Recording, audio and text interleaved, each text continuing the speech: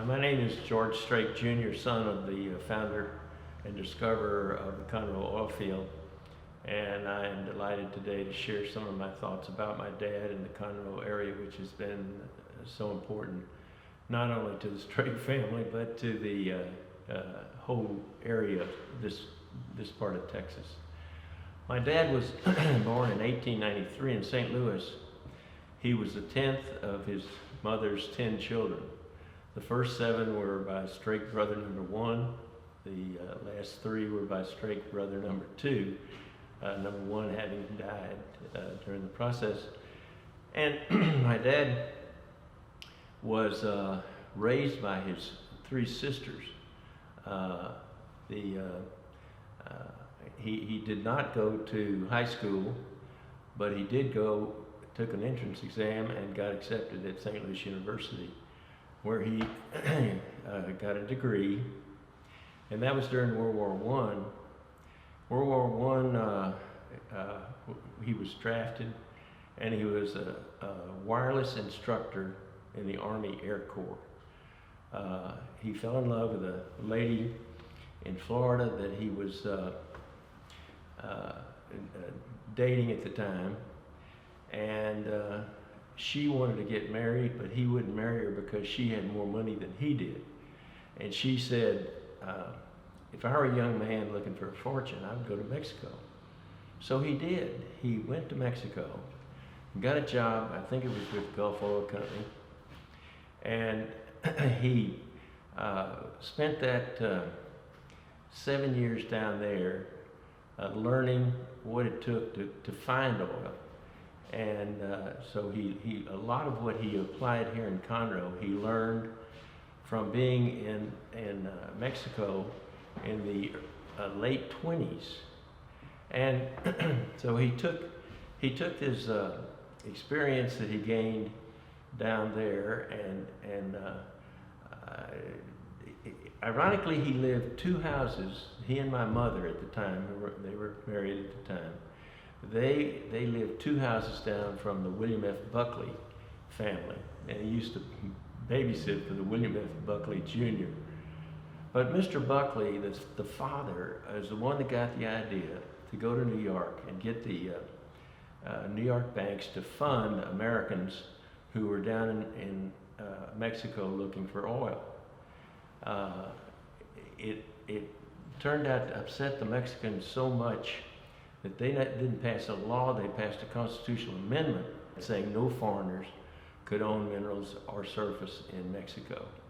Ironically, that was just changed just in the past year or so, because the Mexicans realized that if they want to keep up with the world, they had to get international attention to Mexico and exploring for oil in their country.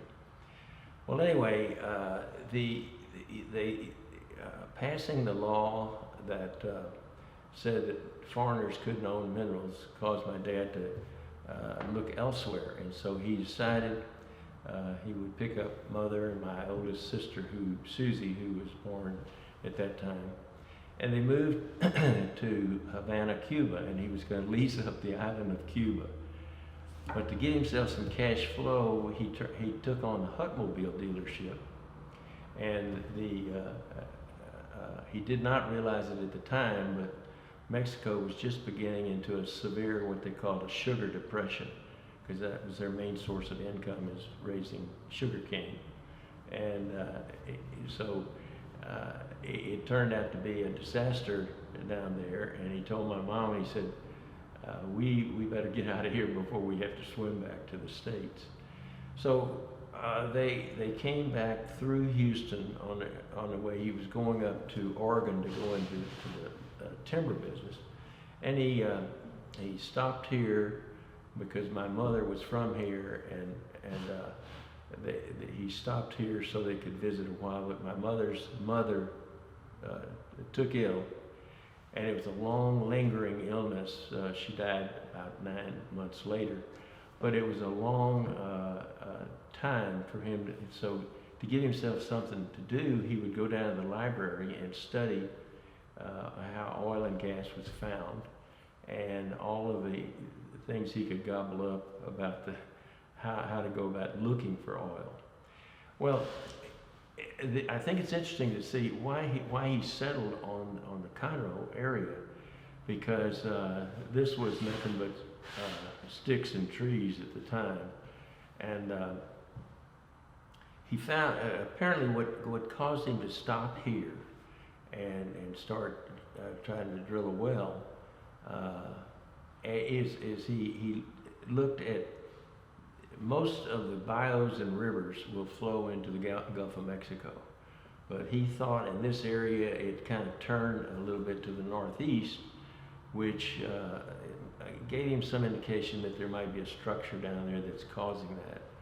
And also two other things that he found of interest in this area was he would go in these back palmetto sloughs and different parts of the forest back here, and he would see a sheen of oil on the water in the swamps. He would talk to the farmers, and they said, you know, my cows aren't drinking the water around here because it's so brackish, which gave you an indication might be a salt dome. And he picked up on what people would laugh at today, I'm sure, those techniques. So he started leasing, and he eventually, with the money he had saved from his Mexico days, he started leasing, and he eventually leased about 8,500 acres in this general vicinity. And most of the people that were looking for oil in this area in those days was looking southwest of here, and nobody thought there was a chance of having anything kind of in the southeasterly direction, which the discovery well was from the city of Conroe. When he got enough money to drill the well, he still wasn't through with his problems because there was a service station, filling station that was on the road, which is, I think it was Texas State Highway 75, I think. And it was the one that's now I-45, the international highway. But he went to get the equipment. There was 3 real heavy boilers that he had to have in order to create the steam, which caused the rig to rotate and dig a hole in the ground.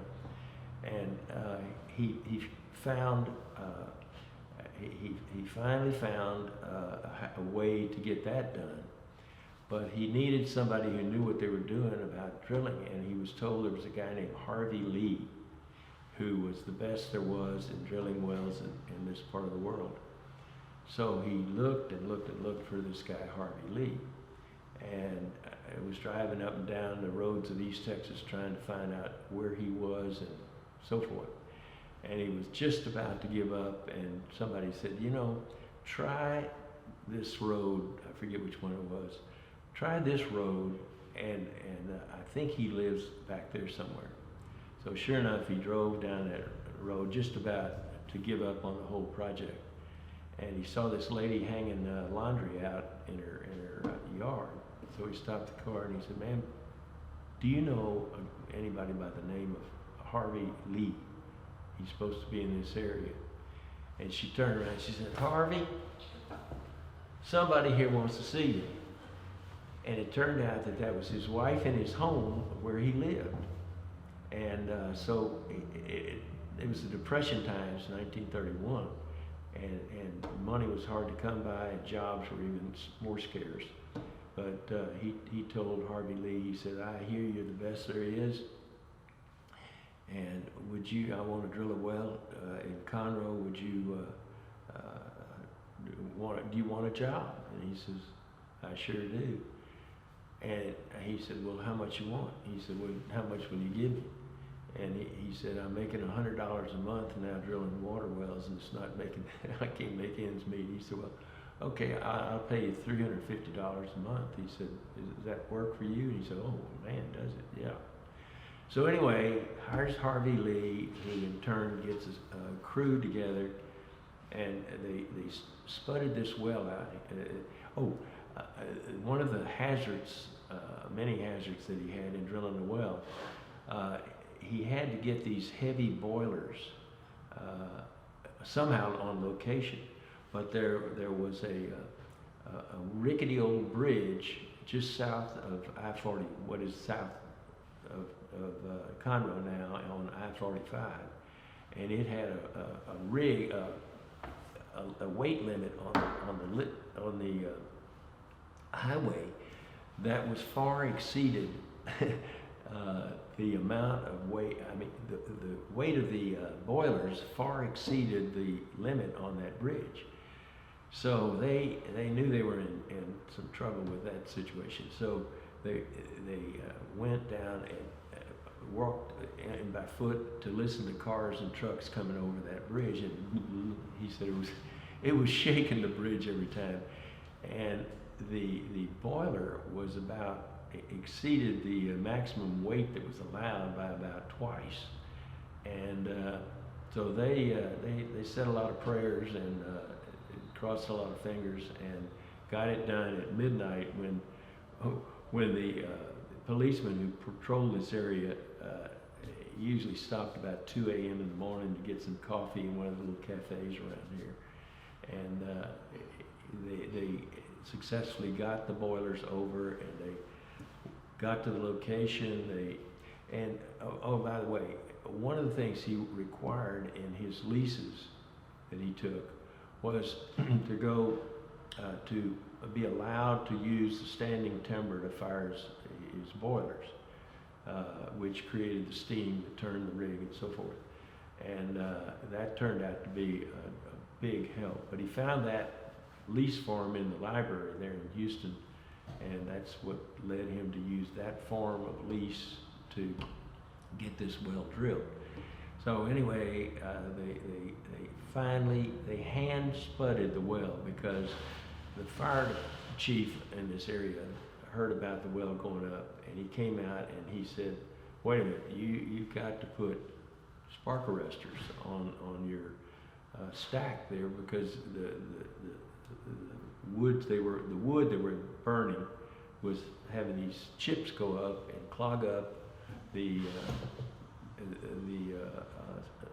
smokestack up there, and so they couldn't get enough heat to turn the rig." So one of his men on the deal, he said, "Mr. Strake, if you want me to, I will get that done for you, but why don't you go to town and get a bite of dinner?" So one of his ways he fixed the fire spark arrestor was he took his 12-gauge shotgun and shot 2 holes in the top, and all of a sudden the fire started bigger and the steam got hotter, and they were on their way. And so anyway, nobody really, they really thought he was kind of crazy for drilling there. And I still wonder really why you would spend all your last penny on a totally wildcat well. But he saw these indicators that made him remember his experience in Mexico, which showed him when they were finding oil slicks and salt water and creek changes and such like that. That's what they were finding oil and gas on in Mexico, and so he applied that same theory here, which is the reason he proceeded on with the deal. But he was a person, when he believed in something, obviously he would lay it all on the table, and as a result of that, he found what was at the time, don't know where it is now, but what at the time was like the 3rd largest oil field, developed into the 3rd largest oil field in the country. And so overnight, Conroe turned from a sleepy little town to a buzzing town, with people coming from everywhere to get jobs, buy leases, get drilling rigs, and so forth. So that is the incredible story about my dad. Obviously, he was a person, when he thought he was right, to get out of his way, because he was coming at you. So but he was a very from his mother's side. His dad died when he was 1. His mother died when he was 7. But he apparently became a very strong Catholic because of his mother. She was the one that was imbued in him the Catholic religion, which was a part of his life. And later on, he used the money he got from Conroe and other wells that he drilled around the southern part of the United States to do a lot of good for a lot of people, including places such as the University of St. Thomas High School, Jesuit High School, and so it was an incredible story how he managed to stick to it while things were still. I mean, while he still had some money left, it was a remarkable story, and obviously this whole area has benefited from it. And by the way, the first well, discovery well he drilled, he went to 8 major oil companies trying to get them to drill him a well for a half interest. But every one of them turned him down, and one of them told him, he said, "Mr. Strake, you got too big an oil field for our company," kind of facetiously. And then another thing, it took him a long time to get used to the Texas A&M game, because he thought he had one of the companies that he was talking to talked into going with him. But the guy all of a sudden looked at his watch. He said, "Oh my gosh, I got to get going. I'm going to miss the game tomorrow, this afternoon up in College Station." I think it was A&M versus Texas. So he took him a long time to get over that. But desire to play football almost cost him his deal. One thing interesting happened when he was trying to get together the money to drill the discovery well here at Conroe. Was a person came to him one time with a German accent, and the word was out that he was doing. This was after the discovery well, but this might be a really big field. And allegedly, the fellow came to him and said, "You know, there's a man in Germany that would like to buy your field or buy your oil. His name is Adolf Hitler, and would you be interested?" And Mother and Dad considered going to Germany to meet with him to determine whether he was interested in investing in it. And he said he got a funny feeling about it. He didn't know Hitler or anybody, but he said he just had a funny negative feeling about this guy and what was going on in Europe. And they canceled their trip to go to Germany to talk to him. So whether that ever would have happened, who knows? But it was an interesting sidebar on the journey to get this thing drilled. Another interesting thing, when he drilled this first well, which he didn't like for people to say this, but it was basically a gas well, because they produced, it was just short of 5,000 feet, and it was a small amount of oil, like 100 barrels of oil, and a huge amount of gas that they ended up producing from that number 1 well. But it wasn't until they drilled a second well, and he didn't like people to say that was a discovery well. When he drilled the second well, that's when at, I think, 4,950 feet or something short of 5,000 feet is where they ran into the mother lode and good strong oil field that produced like 5,000 barrels a day at the beginning. So that was another interesting point in their journey to get this thing drilled. Back to the discovery well. Dad was getting real short on times before he had to pay rentals on the acreage he had developed.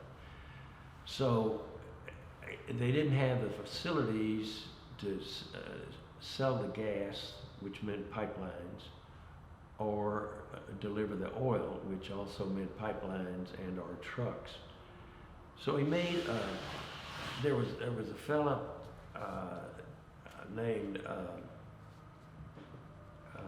let's see, Mr. Moran was his name.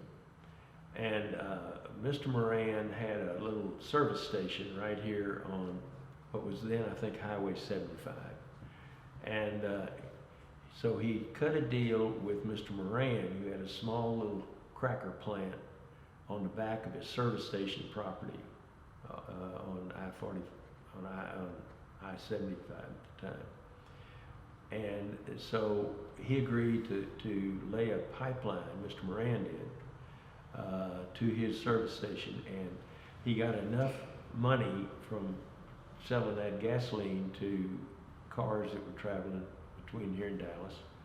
And it gave him enough money to keep things going. But it was, and Mr. Moran ended up probably, if you could scrape off the top 10 feet of all the soil in Montgomery County, it would be looking like a spaghetti bowl, because he ended up laying most of the pipelines that still do exist underneath the surface in Montgomery County. But it was a fortunate journey for him. And ironically, Mr. Moran's grandson and I are big friends now, both having gone to Notre Dame and become pretty fast friends. There were obviously a lot of people that were involved that probably I never heard of, but the one name that I remembered Dad talking about a lot was Mr. Britt Freeman. And he was a native of the area around here, I think, but he was a big help to him, and you know, telling him who was who here in Conroe and who he needed to see to get a lease from, and what he needed to do and where he needed to go in order to do the mechanical things necessary to get that hole in the ground to 5,000 feet. But that was a name that I was a little kid, well, it was before my time even, but I can remember when I was real young, that name Britt Freeman was really an important name in our family. He furnished all the wood to operate the logs. Yeah, he was the one, as I understand it, that cut the standing timber, and they called, and one of the things that Freeman advised him on was getting a lease that allowed him to use the standing timber on the property. And of course, the place around here is nothing but trees, and that was a very big thing, because it saved him a lot of money being able to cut the standing timber in 6-foot lengths, and they called it 6-foot gas is what they called it. And they would cut the standing trees down and cut the trunks up in 6-foot pieces, and they called it 6-foot gas, and they would throw those in the boiler, and that's one of the things that was causing the burning chips to clog up the spark arresters. But it was a money saver for Dad, which allowed him to take his precious few dollars that he had left to invest in this deal. And that was, so Britt Freeman was the name we revered at the Strake house. I know that for a long time.